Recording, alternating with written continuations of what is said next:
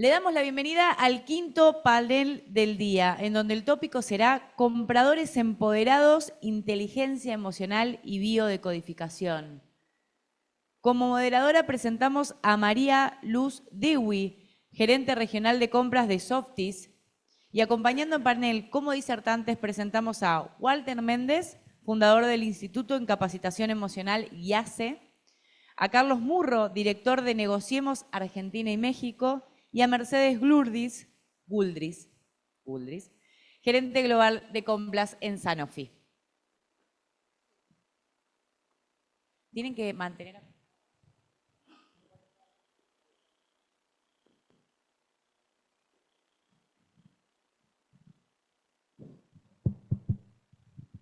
Hola, buen día. ¿Cómo están todos? Bueno, primero muchas gracias a todos por estar acá con nosotros. A nosotros nos tocó un panel bastante disruptivo, sale un poco de lo técnico, y es cómo empoderar a nuestros compradores a través de la inteligencia emocional y la biodescodificación. Y para eso acá tenemos a tres cracks. Mercedes, que es especialista en compras globales en su empresa en Sanofi. Walter, que es un experto en todo lo que es inteligencia emocional y biodescodificación. De hecho, tiene su propia escuela que hace 8 años la fundó, 8 años. Y Carlos, que es otro experto en el campo. Él es especialista en dar todas las capacitaciones de negociación. Es director del posgrado de negociación de la UCA, así que, bueno, qué decir, ¿no? Son tres bárbaros. Así que, bueno, dicho sea esto, queríamos dar inicio a este panel y arrancar con Walter para que nos explique un poco qué es esto, ¿no? De la biodescodificación y la inteligencia emocional. Así que ahí, Walter, te dejo al público para que le puedas contar. Bueno, muchas gracias a todos por este día, feliz día del comprador. Me voy a salir un poco de mi zona de confort, porque yo estoy como habitué en otro tipo de ámbito, con otro tipo de público. Pero bueno, vamos a adaptarnos. Me gustaría darles un poco de marco histórico para que entiendan qué es la biodescodificación, porque por ahí muchos no saben qué es. Levanten la mano, ¿quién conoce biodescodificación? 1, 2, ¿viste? Era más fácil preguntar eso que... Entonces, ¿qué es la biodescodificación? Es un método terapéutico que ayuda a identificar el conflicto emocional que está detrás de los síntomas, los conflictos. Ahora, ¿de dónde nace esto? Hay una historia que tiene que ver con un médico alemán, hablando hoy con Mercedes, estábamos charlando de esto, porque claro, surge la pregunta, ¿y eso de dónde nace? Año 80, la esposa y él le diagnostican un cáncer a raíz de la pérdida de un hijo, la voy a hacer rápida para que se entienda, y él se empieza a preguntar, es uno de los primeros que se empieza a preguntar qué relación tiene ese cáncer propio y el cáncer de su esposa con respecto a la pérdida de su hijo, ¿no? Empieza a ser como una asociación entre el síntoma y la enfermedad con el conflicto o el drama, la tragedia, la pérdida que acababan de transitar. Y empieza a hacer unos análisis y unos estudios. Él, siendo médico oncólogo, empieza a preguntarle a los pacientes que tenían cáncer de testículo, que había tenido él, y empieza a salir historias. Historias relacionadas a pérdidas de hijo. ¿Casualidad? Bueno, parece que no. Y empieza a hacer un análisis sobre, bueno, qué pasó antes de la aparición del cáncer. Pérdida de hijo 1. Otros tenían ciertas pérdidas de hijo, pero no hijos reales. Tenían como pérdidas de hijos a lo que él llamó como pérdidas de hijos simbólico. ¿Qué es simbólico? Y cuando uno siente que pierde un hijo, pero no lo pierde de verdaderamente, ¿cómo sería eso? Y hay muchas circunstancias en las que uno vive, que por ejemplo se pelea con su papá o se pelea con su hijo, el hijo se va de casa, no lo vuelve a ver más, o la hija porque se quiere casar con tal persona, el padre no la acepta, se cierra la discusión y el portonazo y nunca más se vuelve a ver padre e hijo. Y hay como una sensación ahí de pérdida. Consecuencia, un cáncer de testículo. La esposa de Hammer, de este médico, no sé si lo nombré, el doctor Hammer, tuvo un cáncer de mama. Y ahí empieza también la investigación. ¿Y qué pasó antes del cáncer? Y en todas circunstancias de pérdida de hijo. Entonces, ¿qué tienen que ver? Pregunto, ¿no? ¿Qué tienen que ver las mamas? ¿Qué tienen que ver los testículos con los hijos? ¿Tiene alguna relación? Bueno, uno se pone a pensar y sale como que sí. Los testículos, un órgano vital para la fabricación de hijos, las mamas, otro órgano vital para el cuidado de los hijos. Y cuando vos tenés una situación emocional de esas características, porque si levantamos la mano ahora y yo pregunto, ¿a quién nos enseñan o quién nos ha enseñado en algún momento de nuestras vidas a gestionar una pérdida de un hijo? Nadie. Nadie, ¿no es cierto? Entonces, como estamos muy carentes en la cuestión de lo emocional, en la gestión de lo emocional, y hacemos lo que podemos con lo que tenemos y con lo que nos aprendieron, ahí está que se ven las consecuencias en el marco del cuerpo, del físico. Ese es el marco de de donde nace la biodescodificación, 1982, Hammer lanza su propuesta, su proyecto, y a raíz de ahí surgen otros complementos que van añadiendo a que la biodescodificación vaya creciendo. Programas terapéuticos, ayudas de otras maneras, para que vayamos más a fondo, porque tenemos presente que la historia que traemos también de alguna manera nos lleva a tener cierta predisposición a la enfermedad. Entonces analizamos desde la biodescodificación tu historia personal desde que naciste hasta ahora. Hay un marco también que tiene que ver con lo transgeneracional, es decir, lo que traes de tus antepasados. La biodescodificación trabaja a nivel del inconsciente, quiere decir con esa fuerza que vos no ves, pero que está presente y que hace que tomes ciertas decisiones. Entonces, bueno, me parece que dentro de ese contexto y dentro de ese marco, el comprador, ¿qué tiene que ver? Bueno, tiene que ver, porque al fin y al cabo lo emocional no está exento por el trabajo en el que estamos. Y a veces tomar decisiones, encarar ciertos grupos, la presión, bueno, ahora con los chicos lo vamos a desarrollar más, pero me parece que ahí la biodescodificación puede dar un marco de comprensión a por qué nos pasa lo que nos pasa, por qué sentimos lo que sentimos y cómo hacer para empezar a cambiar. El doctor Hammer, al empezar ese tratamiento, que es un tratamiento, ¿no es cierto?, en el que uno va descubriendo la historia detrás de su problemática, hizo un duelo y se curó de su cáncer. Entonces, de 80 años a esta parte, está bien, parece mucho, pero es poco relativamente comparado con la medicina y tal, ¿no?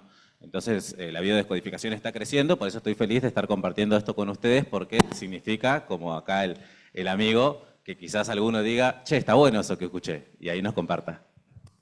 Exacto. ¿Y qué nos podés contar de la inteligencia emocional? Porque son dos conceptos bastante distintos, ¿o no? Bueno, la inteligencia emocional nace en el 75 con Daniel Goleman, inteligencia emocional. Él después lo llevó al marco de la empresa, pero básicamente tiene que ver con la capacidad que tenemos para reconocer, identificar, gestionar y comunicar nuestras emociones de la forma más eficaz posible. En esto que estamos hablando, donde no tenemos un conocimiento en el apartado emocional y solemos reaccionar por lo que pensamos que es lo correcto, pero desde ese lugar muchas veces nos equivocamos y entramos en conflicto y entramos en estrés, la inteligencia emocional es fundamental para poder conectar con las mejores herramientas en los momentos que se nos está presentando una situación y saber resolver de la forma más óptima para nosotros, aprender a reconocer lo que está pasando con nosotros y para el otro, porque también nos permite identificar qué le está pasando al otro, cómo se está sintiendo y de esa manera, bueno, tener relaciones mucho más saludables, mucho más eficaces, mucho más efectivas y duraderas en el tiempo, que entiendo que también en este marco es importante si uno tiene un vínculo con, no sé, escuchaba el concepto de proveedor, ¿no? Entonces, bueno, si uno tiene que mantener un vínculo, la inteligencia emocional para ese vínculo que sea lo más eficaz posible, sano y duradero, me parece que está bueno. Una preguntita me surgió mientras ibas contando esto. ¿Podríamos decir que la biodescodificación es algo más, un trabajo interno nuestro, que deberíamos hacernos consciente, y la inteligencia emocional cómo nos ayuda a vincularnos con el exterior? Tal cual. La biodescodificación, como para resumir entre tantas cosas, ¿no? Te permite a vos identificar el motivo por el cual te está pasando lo que te está pasando, la razón de ser de por qué, no sé, estás preocupado, estás estresado, estás conflictuado, tenés un síntoma particular, independiente del contexto en el cual se haya generado. Hay una reacción ahí que tiene que ver con cómo vos te estás sintiendo. Y la inteligencia emocional te brinda herramientas para que aprendas a gestionar lo que te está pasando en diferentes momentos para sentirte mejor. ¿Quién no se quiere sentir bien, estar contento y estar feliz independientemente del trabajo o de lo que está haciendo? Ahí sí, levante la mano. Ahí todos se quieren sentir bien, felices y contentos independientemente, ¿no? Entonces, claro, ¿cómo hacemos? Bueno, hay que aprender, ¿no es cierto? Hay que aprender, todo se aprende. Bueno, a mí todo esto me lleva, no sé, Carlos, vos qué opinás, que estás acostumbrado a tratar con grupos diversos de distintas empresas y ayudarlos a trabajar todo el proceso de la negociación, ¿no? ¿Cómo podemos vincular esto que nos cuenta Walter con lo que vos experimentás en todas tus capacitaciones? Sí, bueno, hola, ¿qué tal? Lo que estaba comentando Walter recién me parece súper interesante, ¿no? Porque es una vinculación respecto de lo que yo hago de emocionalidad con negociación. Y pareciera que no tiene vínculo. Y por el contrario, yo hace varios años, y por eso celebro que la CAM haya hecho este panel, hace varios años estoy estudiando lo que es el impacto de las emociones en las dinámicas de negociación, porque yo estoy seguro que no somos la misma persona dependiendo del estado de ánimo y el estado emocional en el que nos encontremos. No es lo mismo negociar con un proveedor que viene desbordado emocionalmente porque le están rematando la casa o atravesando por un divorcio o un duelo, que si viene de 15 días de vacaciones en el Caribe y a la empresa le va espectacular. Entonces, esto hace que me lleve a tu pregunta, ¿no? Me lleve, y la miro ya a Mercedes, porque ¿qué pasa con el comprador? Yo el comprador a veces, desde el punto de vista emocional, Sí. lo veo como en una trinchera, ¿no? Y en una trinchera en donde está negociando con su usuario, su cliente interno, con todo lo que esto implica. Luego va a negociar con los proveedores, se mete en un mercado altamente competitivo y a la vez tiene que cumplir con los objetivos del sector y con los objetivos corporativos. Hasta acá, más o menos lo mismo que un comprador de Noruega, ¿ok? Pero vamos a agregarle la cuestión argenta a todo esto, que es alta inflación. Después, sorpresivas medidas gubernamentales, restricciones a las importaciones, restricciones al mercado de cambios. Entonces es algo que yo entiendo lo debe perturbar emocionalmente. Entonces la cuestión es, la descripción que estoy haciendo, ¿te parece que tiene contacto con la realidad que ustedes viven o estoy inventando? Y aparte me olvido una cosa, que siempre la dije, que me apena que ocurra, que es el hecho de que el comprador argentino muchas veces está metido en un procedimiento de compras que viene importado de sus casas matrices, que no tienen ni el más absoluto reparo en nuestra cultura, nuestra forma de ser, nuestra geografía y nuestra logística.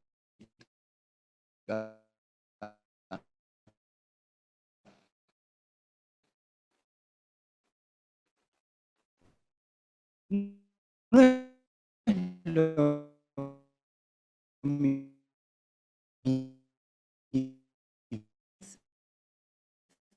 Sí, es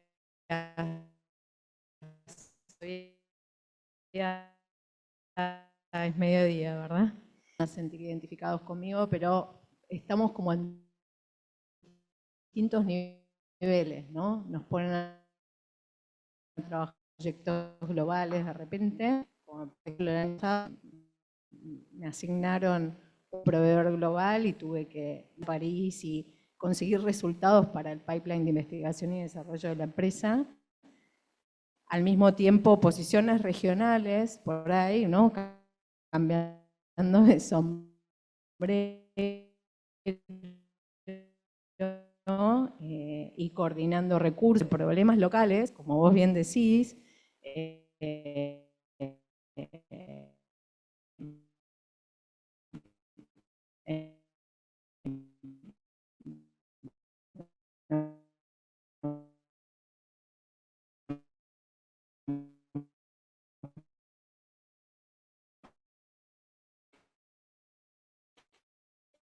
son múltiples las presiones, es muy preciso esto que traes, ¿no? La política global, que de golpe la tenés que localizar o regionalizar, y no tiene nada que ver lo que piensa un francés desde su casa.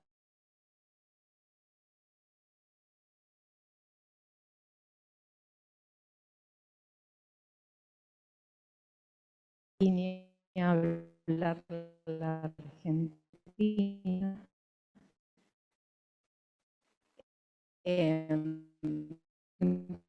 Entonces uno tiene que estar todo el tiempo surcadamente que mis proveedores a veces, porque está bien, digamos, tengo como background, soy politóloga, entonces también me gusta, ¿no? Una tendencia, si quieren, la rosterna, que pasarse todo el tiempo convenciendo a actores internos de distintas áreas y de la tuya propia para ejecutar procesos que pensó alguien o un grupo de personas que está totalmente ajeno a la realidad que vos vivís. Si te tuviese que preguntar qué tip le podés dar a este equipo o a este grupo de gente respecto de este cambio que tuviste vos seguramente de lo local a lo regional, de lo regional a lo global, por ahí fue algo que fue inconsciente, pero creo que hoy con todo un transcurso de tu experiencia les podés dejar unos consejos a todas esas personas que de repente le va a pasar transitar por ese camino. Sí, hay que saber leer muy bien a la otra persona, ¿no? O al grupo que tenés enfrente, para las negociaciones internas y las externas.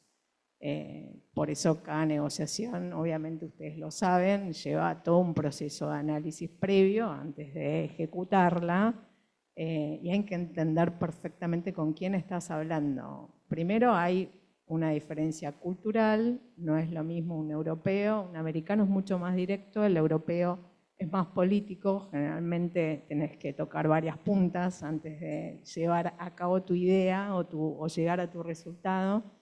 Y a los latinos, siendo argentinos, tenemos que darles más tiempo. Es la realidad. Uno a veces viene muy apurado, es con esa energía, ese vigor, y el latino generalmente te mira como sos un histérico, ¿no? Sí, es la realidad. Y lo somos en algún punto. Pero bueno, sí, yo diría que uno tiene que ponerse mucho en el lugar del otro, entender antes de siquiera empezar a comunicarse. Bueno, ahí conecta un poco con lo que explicaste recién, Walter, de la inteligencia emocional, ¿no?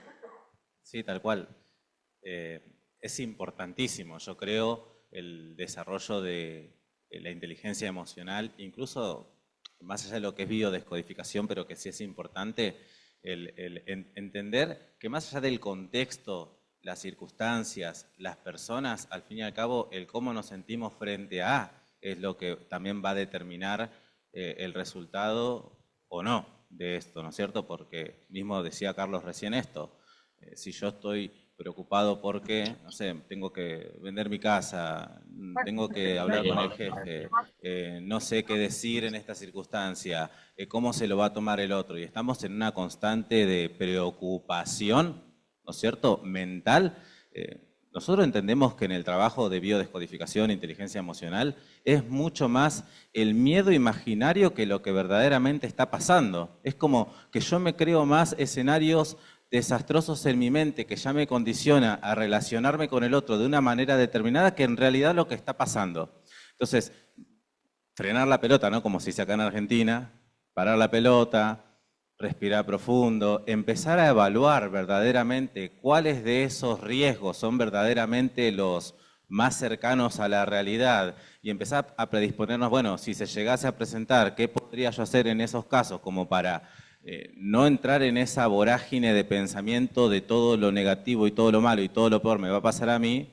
Me parece que es fundamental, porque también el otro es un mundo aparte. Entonces, ¿de qué manera yo voy a estar abierto a conectar ¿no es cierto?, a ese diálogo, a ese vínculo, a esa relación? A través de mis fantasmas y mi miedo y todo mi preconcepto de lo que podría llegar a pasar, o simplemente a entablar un vínculo, conocerlo, abrirme.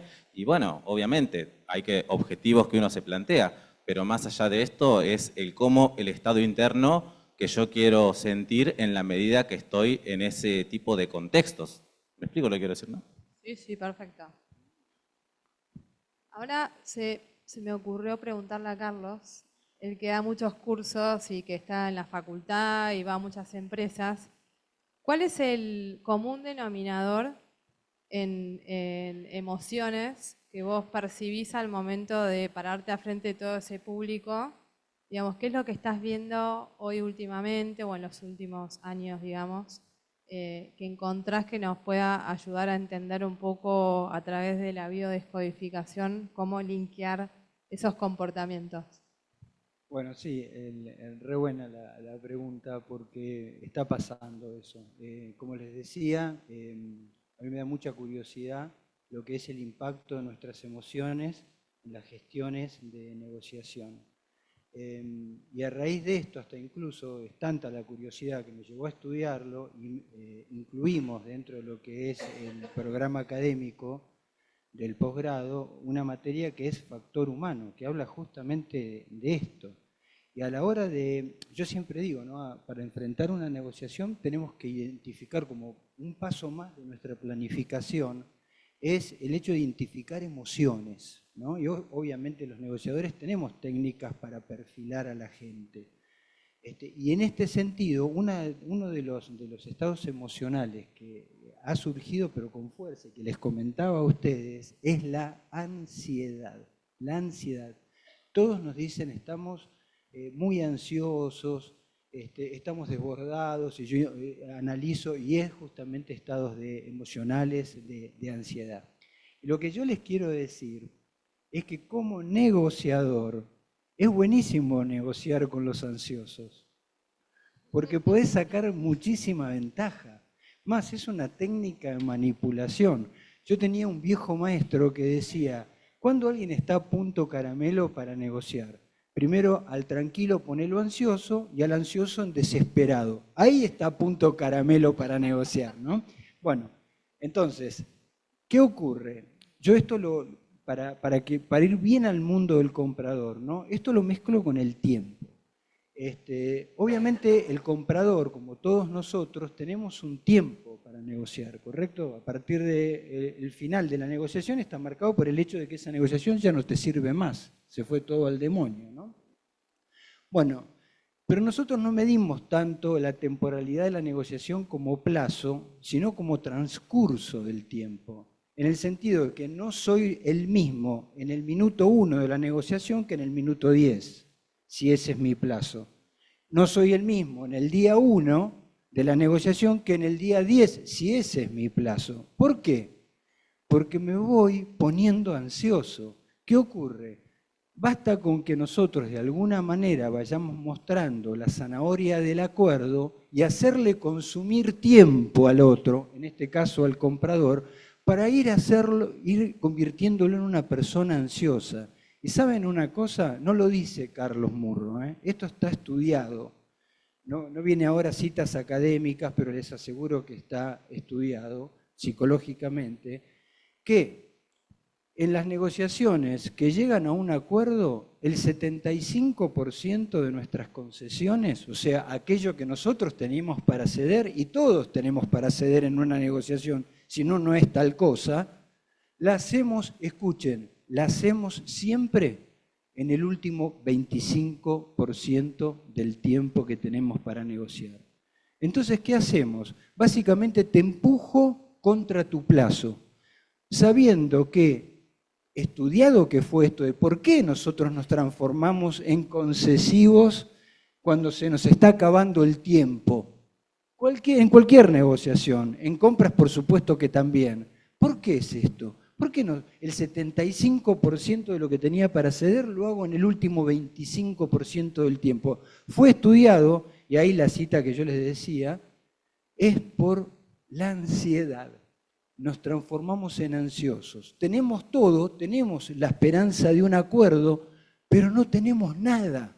Entonces, si el proveedor o quien sea no sabe gestionar, y si quieren se los digo directamente, no sabe manipular, ¿qué ocurre? Ocurre que esa ansiedad nos va a llevar a ceder más para salvar el proceso, porque el acuerdo lo tengo ahí al alcance de la mano, pero también pienso que no tengo nada y vuelvo a foja cero y yo ya invertí 10 días o 10 minutos en esta negociación, le di información al proveedor, gasté mi tiempo, mi energía, con lo cual obviamente nosotros siempre decimos, ¿no? Así como dicen, cualquier enfermo tiene esperanza hasta un segundo antes de la muerte.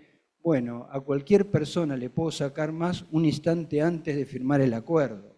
Entonces, tenemos que tener mucho cuidado con esto de caer en un estado emocional como la ansiedad, porque los negociadores o los depredadores o los lobos disfrazados de cordero sacan ventaja de esto.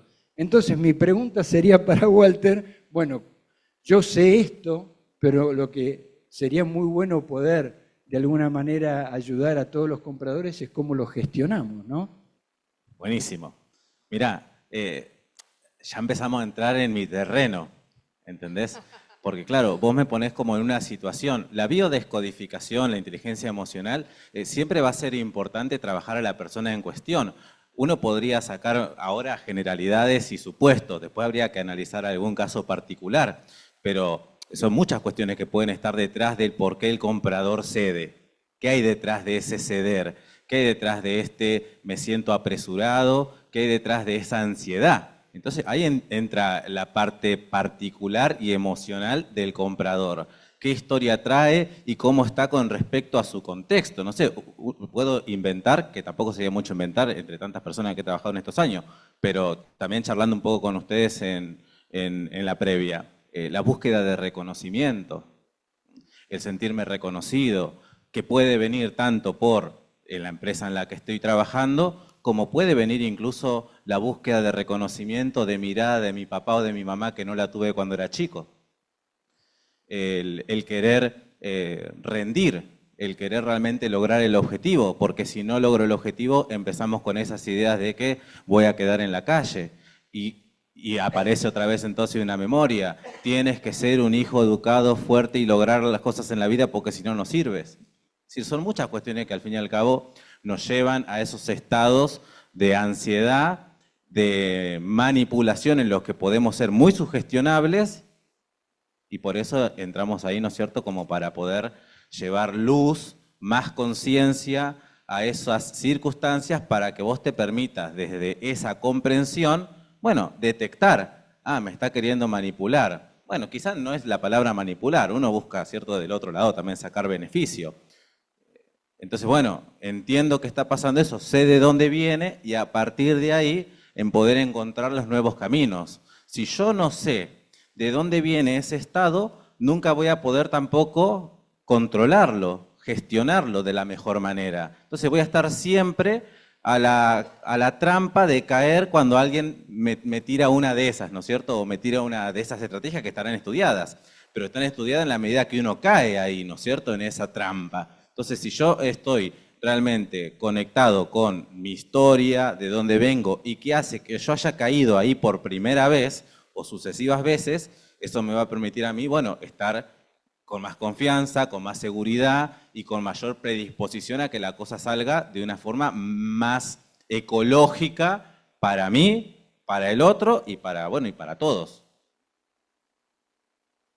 Mercedes, ¿alguna vez tuviste alguna situación que nos puedas contar de tener ansiedad, de manejar una negociación que de repente te generó una disrupción, algo que nos quieras compartir? Bueno, en un acto de transparencia voy a contarle al público que yo estoy medicada por la ansiedad. Digámoslo, ¿no? Hay que naturalizar algunas cosas. Sí, estoy medicada y hace muchos años nunca hice biodescodificación. Ahora me intriga muchísimo, pero por supuesto que hice muchos años y sigo haciendo terapia. O sea que tengo identificado de dónde viene, cuáles son las causas raíces. Mi primer ataque de ansiedad, yo siempre lo cuento, fue cuando fui a negociar un programa de viajes corporativos con un empleador anterior. Me estaba por subir al avión y casi no voy. Bueno, Casi si me te quedo parece, abajo. para el público podemos hacer un análisis. A ver, Me gustó, me gustó, me gustó, me gustó. Porque, vamos, dale. ¿viste? Por sus hechos los conoceréis, decía el dicho por ahí. A ver. Bueno, a ver, vamos a entrar en tema. Ansiedad, diagnosticado, ¿no? Está medicada. Sí, claro. Esa es una pregunta importante. ¿Cuándo fue la primera vez? ¿Te acordás? Fue hace 12 años. 12 años. ¿Cuántos años tenías en esos 12 años? 12 años No, atrás. eso no te lo voy a decir. Bueno, vamos a... Era joven, era joven. Era Era joven, re joven. seguramente. Sigue siendo joven. Bueno. Lo sigo siendo. Pero vamos a ubicarnos en contexto. 12 años atrás. ¿Estás casada? ¿Estás soltera? Hace 12 años soltera, Soltera. ¿Tienes hijos? ¿No tienes hijos? sin hijos. ¿Cuántos hijos? Sin hijos hace Sin 12 hijos. ¿Vives sola? Sí, ¿Vives sola. Ok. ¿Tus padres? ¿Qué tal? Bien, los dos vivos. ¿Los dos vivos? Perfecto, en perfecto estado de salud. Ok. ¿Y qué pasa? A ver, ¿qué pasa? ¿Qué es lo que tú sientes que desencadena esa ansiedad? Y la presión por tener que cumplir. Ok, hay una presión por tener que cumplir. Sí. ¿A quién? Y en realidad sí, mandatos familiares, ¿no? Ser la hija mayor, la hija que siempre le fue bien, la abanderada del colegio. ¿Te acuerdas una situación específica? Fíjense, ¿no? Ya obviamos el trabajo. Fíjate cómo tu mente automáticamente te llevó a ese marco, porque ahí está lo importante. Al fin y al cabo, lo que te pasó en el contexto laboral es un detonante de algo que ya estaba ahí guardado. ¿Me entendés lo que te quiero decir, no? ¿Y quién sentís como que te ponía más presión? ¿Quién sentiste que siempre te puso más presión? Mi mamá, ¿Mamá? sí. ¿Cómo lo hacía? ¿Te acuerdas una escena? No tengo ahora en mente ninguna escena, pero sí, mamá es como que siempre fue, primero que ella siempre era profesora, entonces no exigía, pero estaba dado que uno tenía que ser responsable en lo académico y tener buen desempeño, si querés. Ok. Que siempre te evaluaba. ¿Cómo? Como que siempre te evaluaba. Y sí, Ok. totalmente. ¿Cómo te hacía sentir? Y me hacía sentir muy bien si a mí me iba muy bien. Ok. O sea, ¿cómo te hacía sentir? Bien, pero si me iba muy ¿Y si mal. te iba mal? Y no me decía nada. ¿Y cómo te hacía sentir eso? Y tácitamente, sí, como menos. Menos. digamos. Ok. Sí. Y desde ese menos, ¿qué emoción experimentabas? Hay una emoción ahí. ¿Puedes identificar cuando tu mamá te hacía sentir menos porque por ahí no rendías como ella esperaba? Sí, uno, o sea, en realidad va a la autoestima, ¿no? Te sentís Autoestima. como que no podés o no tenés la capacidad. Ok. Esto en su momento, ¿cuántos años a esa edad podés decirlo? Cuando ibas al colegio, no sé, me imagino. Sí, cuando era chica, sí, obvio. Estaba en el secundario. Secundario, bueno, adolescente. Sí, adolescente. ¿Vale? Esto en su momento, adolescente, ¿se lo comentaste a tu mamá o nunca? No, nunca. Nunca. Bueno, ya lo debe estar viendo ahora por la pantalla. Sí. Pero entonces vamos a hacer ese ejercicio. Un ejercicio chiquito, pero que te vas a sentir mejor. ¿Mm? Te invito, si quieres, a acomodarte en el asiento, a cerrar los ojos. Esto no está preparado. Esto no está preparado. Pero que cierres los ojos unos instantes, yo te tengo el micrófono. Totalmente. Yo te tengo el micrófono. Cierres los ojos, vayas con tu mente a ese momento, adolescencia. ¿Mm? Olvídate que hay 200 personas. Y vayamos a ese momento. Lo primero que se te venga a la mente, el lugar. ¿Qué tendrías? ¿Cuántos años? 16, 17. 16, 17. ¿Dónde estás? ¿Qué ves? El patio del colegio. El patio del colegio. ¿De día, de noche? De día, por supuesto. Ok. Sí. ¿Estás sola? ¿Estás con alguien? No, están todas mis amigas. Están tus amigas. Sí. Ok. Vamos a imaginar que delante tuyo, justo ahí en el colegio, aparece mamá. Okay. Y esa presencia de mamá, cuando la sientes que te está evaluando, cuando sientes que por ahí no hiciste algo bien como ella esperaba que es bien. Y esa sensación de baja autoestima. ¿Sientes eso? Ujú. Te pido que conectes con esa sensación. Si quieres puedes llevar la mano al pecho y decirle a mamá lo que sientas. No sé, me nace decir algo como mamá, ya no quiero estar más a la expectativa de lo que quieres de mí. Yo le diría, mamá, digamos, yo estoy a mis expectativas, no me Eso. importa mucho lo que vos pienses de mí. Muy bien, mamá, no me importa lo que pienses de mí. ¿Qué más? Que no importa, digamos, el resultado de mi desempeño, Eso. me importa más que nada que lo intente. ¿Eso se lo dijiste alguna vez? No, ¿Cómo te hace sentir eso? y más tranquila. Más tranquila, ¿no? Sí. Muy bien. Ahora te pido que te salgas del cuerpo de esa nena y la veas. La veas de frente a esa nena que iba al colegio. Y desde esa mano en el corazón le puedas decir lo que te nazca decirle. Como por ejemplo, no hace falta que estés rindiéndole cuentas a nadie o sintiendo presión por lo que digan o lo que esperan los demás de ti. Y lo que quieras. Lo vas a hacer lo que quieras y lo vas a hacer bien, independientemente de cómo resulte, qué es lo que pase, no importa lo que pase. ¿Bien? ¿Qué tal? Mejor.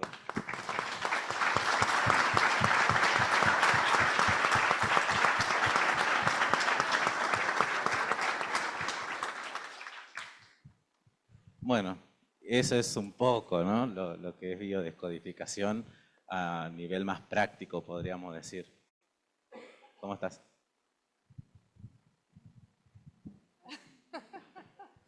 Se quedó sin palabras. Ahí está. No, bien, necesitaba un poco de... No, bien, nunca había hecho antes. Sí, es bastante liberador. Así que sí. Se te nota bien y está buenísimo que hayan hecho esta terapia, pero nunca, jamás le den esta información a un negociador.